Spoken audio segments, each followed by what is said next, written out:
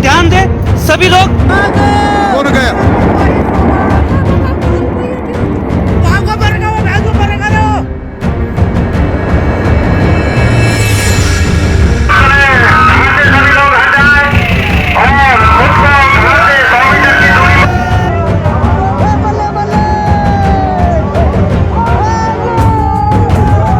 अच्छा सरिया पकड़ के आया हूँ। सरिया पकड़ गया।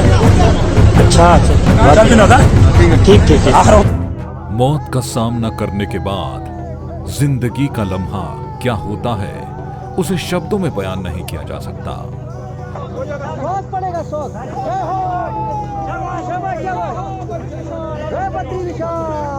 ये दृश्य पूरी दुनिया ने देखा और उस जज्बे और एक दूसरे के साथ खड़े रहने की मात्र भावना को सलाम किया। कुदरत का कहर क्या होता है, कोई भी आपदा जब विकराल रूप लेती है तो क्या होता है, ग्लेशियर फटने के बाद खौफनाक मंजर क्या होता है।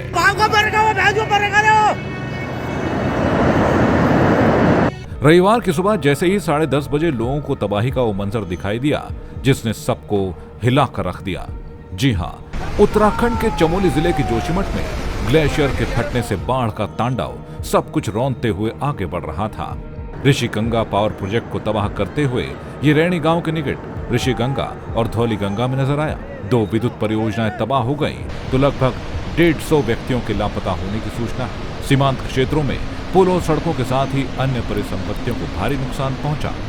इसके साथ ही आपदा का असर रैणी तपोवन से लेकर हरिद्वार तक नजर आया। जाहिर है इन नदियों का जलस्तर बढ़ने से हरिद्वार तक सांसें अटकी रही, लेकिन आपदा के इस मुश्किल वक्त में उत्तराखंड सरकार, शासन प्रशासन देवदूत बनकर पहुंचा और दिन रात एक कर इस मुश्किल वक्त से निकलने में जुटे हुए हैं।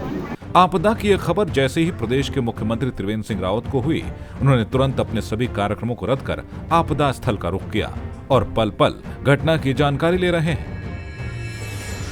सेना, एसडीआरएफ, एनडीआरएफ, आईटीबीपी, एसएसबी देवभूमि के दूत बनकर पहुंची और कुछ तो इन्हें वर्दी में भगवान की संज्ञा दे रहे हैं।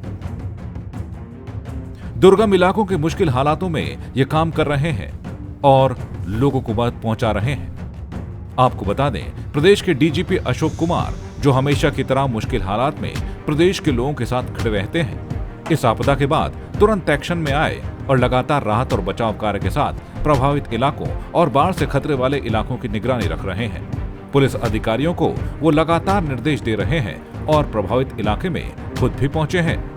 वहीं प्रदेश की राजधानी देहरादून में डीएम डॉक्टर आशीष कुमार श्रीवास्तव भी इस मौके पर किसी भी तरह का पैनिक लोगों के बीच न फैले इस पर नजर रख रहे हैं और लगातार अलर्ट पर हैं। एसडीएम सदर देहरादून गोपाल राम बिनवाल भी हालातों पर नजर रख रहे हैं। पुलिस प्रशासन इस मुश्किल आपदा की घड़ी में सभी के साथ खड़ी है। सीओ सिटी शेखर शुयाल भी आपदा की इस घड़ी में लोगों के साथ हैं और लगातार अलर्ट पर हैं। लगातार जैसे जैसे वक्त गुजर रहा है, बाढ़ की जद में आने वाले इलाकों में कड़ी नजर रखी जा रही है। खासकर ऋषिकेश और हरिद्वार में प्रशासन अलर्ट पर है और गंगा की जद में आने वाले इलाकों को खाली किया जा रहा है। हरिद्वार के लक्सर में तैनात सीओ लक्सर विवेक कुमार खुद मौके पर नजरें बनाए हुए हैं और हरिद्वार जो इलाके बाढ़ की जद में आ सकते हैं उनको खाली कराने में अहम भूमिका निभा रहे हैं। वहीं उत्तराखंड के रुड़की से ताल्लुक रखने वाले भारतीय क्रिकेटर ऋषभ पंत भी इस मुश्किल घड़ी में उत्तराखंड के साथ खड़े हैं। चमोली आपदा पर भारतीय क्रिकेट टीम के विकेटकीपर ऋषभ पंत ने गहरा दुख जाहिर करते हुए अपने सच्चे पहाड़ी होने का फर्ज भी निभाया है और उन्होंने अपनी मैच फीस बचाव कार्य के लिए देने का ऐलान किया है। मुश्किल घड़ी है, मुश्किल हालात है, आपदा के बाद संभलने में वक्त लगेगा, लेकिन देवभूमि उत्तराखंड पूरी दुनिया के लोगों के दिलों में बसती है।